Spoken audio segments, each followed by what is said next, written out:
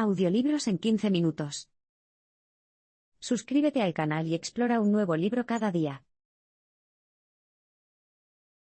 Tus defectos únicos atraen a la gente hacia ti.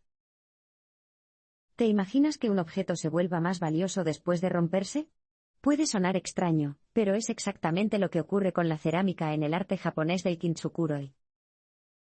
Traducido libremente como reparación de oro, el kintsukuroi es la práctica centenaria de reparar cerámica rota con oro. Convierte trozos de arcilla que de otro modo serían inútiles en algo de una belleza única, y que vale más que el objeto original. No hay dos piezas de cerámica de kintsukuroi que tengan las mismas grietas doradas, cada una tiene encanto y valor debido a sus defectos únicos. Los seres humanos, si lo piensas bien, no son tan diferentes. El mensaje clave aquí es: tus defectos únicos atraen a la gente hacia ti. El primer instinto de la mayoría de las personas es ocultar sus defectos. Pero, ¿por qué? Las personas pueden admirar a las personas que parecen perfectas, pero no necesariamente se sienten atraídas por ellas. Sin embargo, se sienten atraídos por las personas que cometen errores y muestran su lado humano. En la década de 1960, el psicólogo social Elliot Aronson acuñó un término para esta tendencia humana a sentir afecto por las personas que se avergüenzan a sí mismas. Lo llamó el efecto Pratfall. La idea es que los errores, como dejar caer algo o tropezar, demuestren la vulnerabilidad de una persona. Eso aumenta nuestros sentimientos de simpatía hacia ellos, y los hace más agradables a nuestros ojos.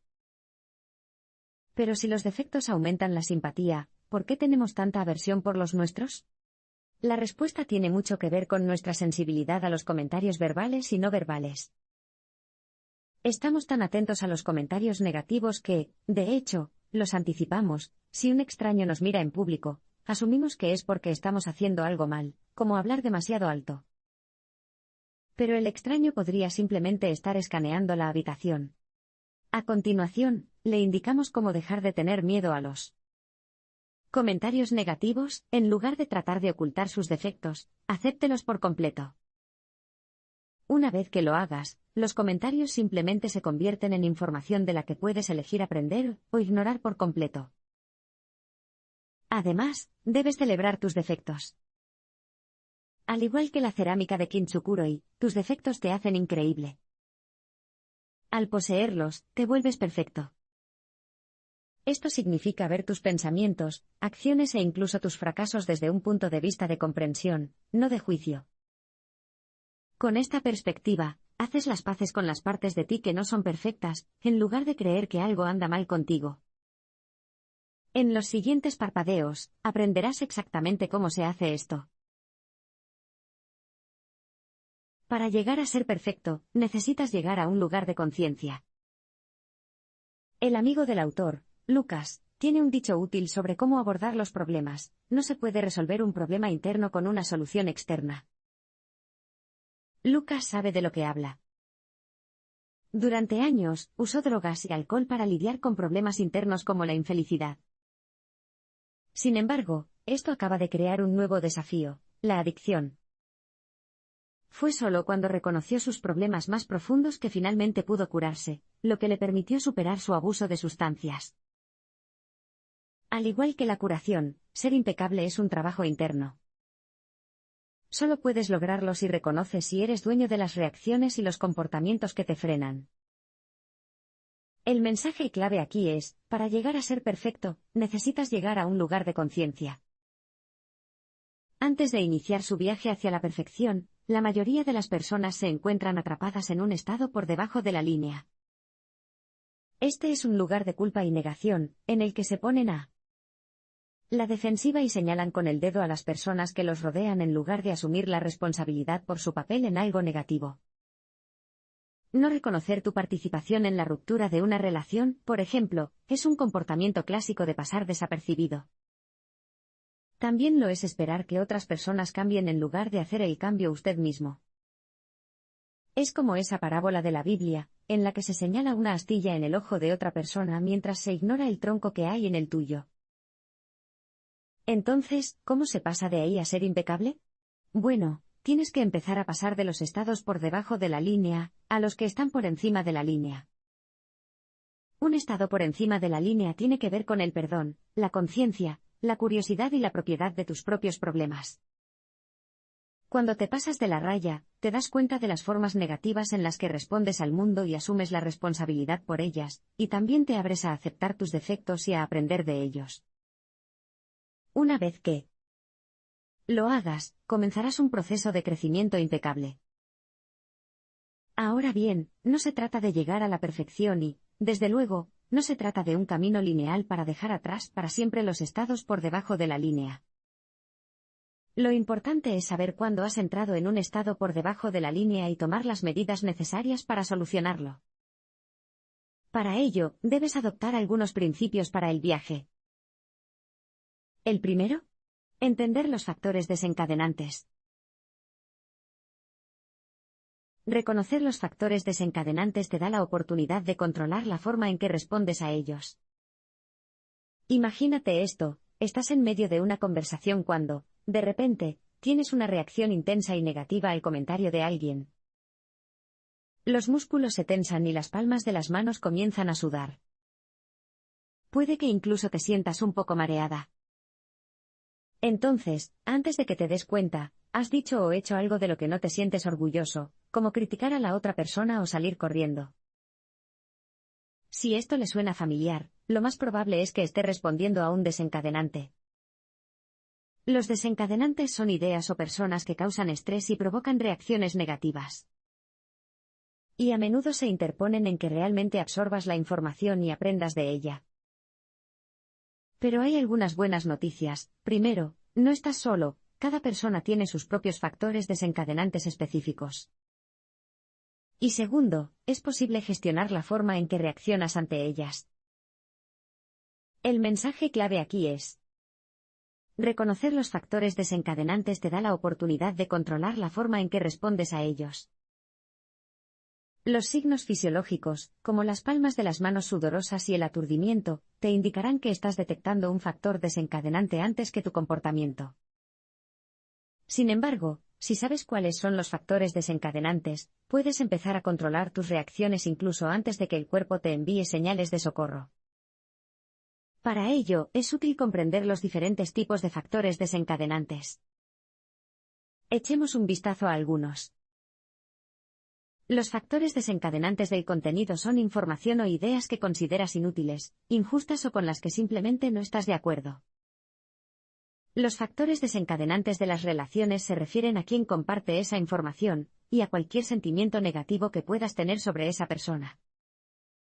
Ahora, cuando es la forma en que se comparte la información lo que hace que dejes de escuchar y dejar de escuchar, te enfrentas a un desencadenante de entrega. Y, por último, los factores desencadenantes de la identidad son ideas sobre ti que chocan totalmente con tu sentido de identidad.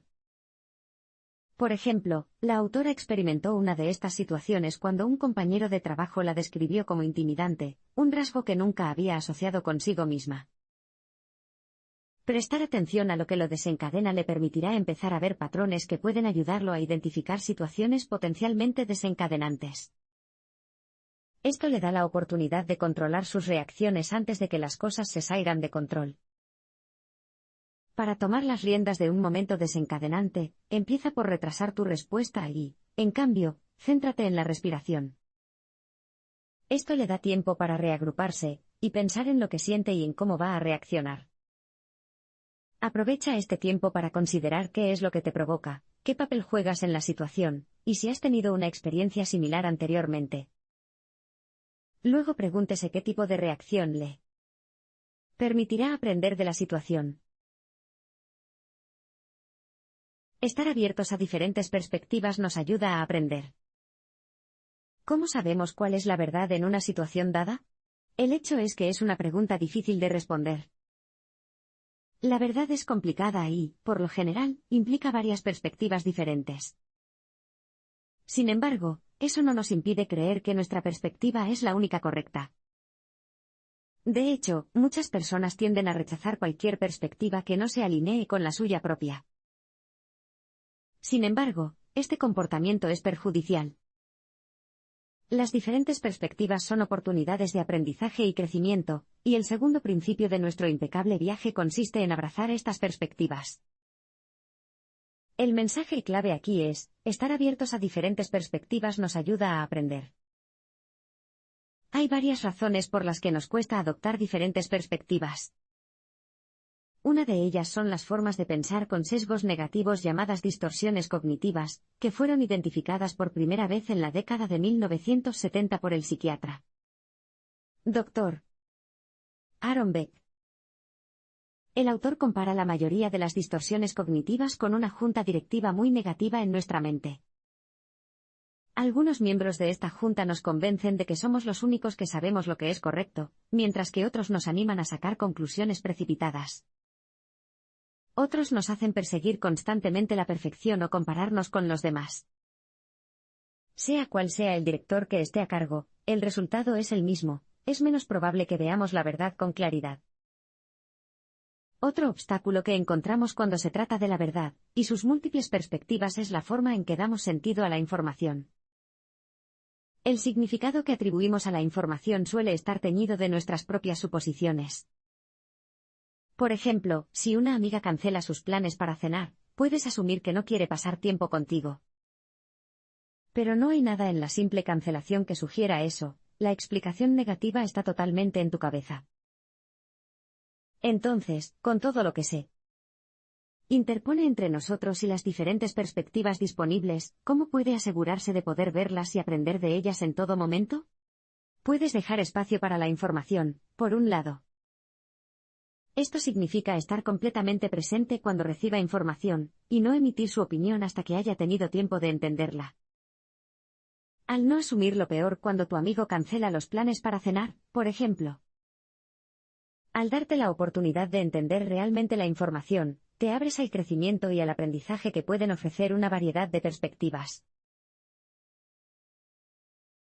La transformación es un viaje continuo que requiere elegir siempre el crecimiento. Digamos que un grupo de amigos planea un viaje por carretera a una ciudad que siempre han soñado ver. Después de semanas de discusión y preparación, finalmente empacan el auto y salen a la carretera.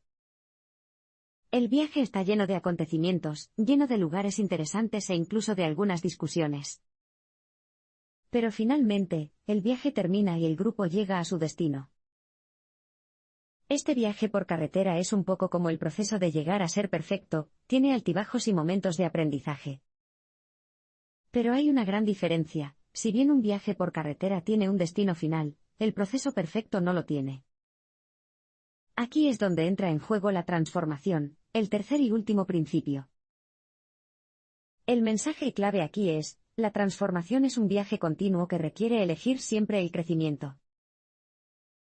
La transformación no es un destino ni un simple ajá. Momento. Se parece más a una evolución que fomentamos tomando en cuenta y aprendiendo de los dos primeros principios de un viaje perfecto. Cada vez que reconoces un factor desencadenante, por ejemplo, y haces una pausa para asegurarte de que tu respuesta está por encima de la línea, experimentas una pequeña transformación. Con el tiempo, descubrirás que los factores desencadenantes te afectan cada vez menos negativamente. Ahora, la verdad es que es probable que tengas que pasar por este proceso una y otra vez antes de lograr un progreso real. Y cada vez que realices el proceso, probablemente sea incómodo e incluso doloroso. Tomemos como ejemplo a una persona que siempre se encuentra en relaciones poco saludables. Sostenerse en un espejo y reconocer su papel al elegir estas relaciones probablemente sea incómodo e incluso doloroso. Pero también les permitirá aprender valiosas lecciones sobre su comportamiento y, finalmente, les ayudará a evitar que se repitan patrones similares en el futuro. Para crecer y transformarse, tienen que enfrentarse a esos sentimientos negativos. No siempre lo haremos bien.